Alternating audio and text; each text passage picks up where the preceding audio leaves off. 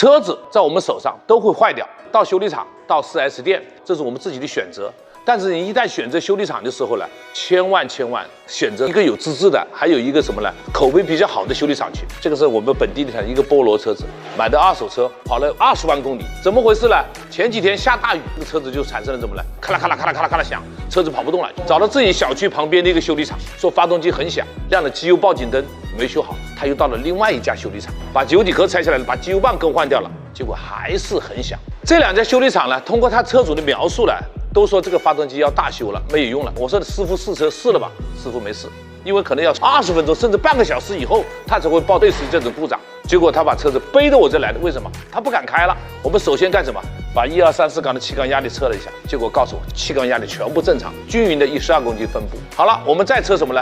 故障代码1缸跟2缸失火，我们再去试车，认认真真试了将近40分钟以后，发现了问题。我们更换了2个点火线圈，剩下3缸跟4缸。我试了车以后回来，我就敢拍这个视频，告诉大家这个车子问题并不是很大，取出位置传感器上很脏。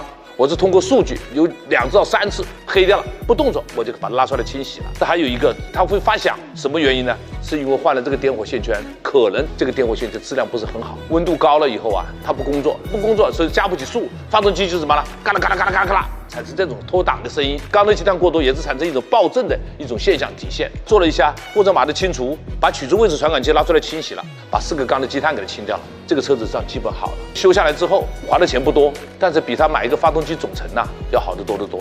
上2个修理厂师傅都讲要更换发动机总成，发动机大修。这个发动机大修一下6000到7000块钱，买个发动机总成也要达到5000来块钱。所以说修车选择修理厂的时候，一定要找经验比较多的师傅，而且要认认真真的跟你修车的师傅，你的车子呢可能就会减少很大一部分损失。不然说你的发动机还是原厂的多好。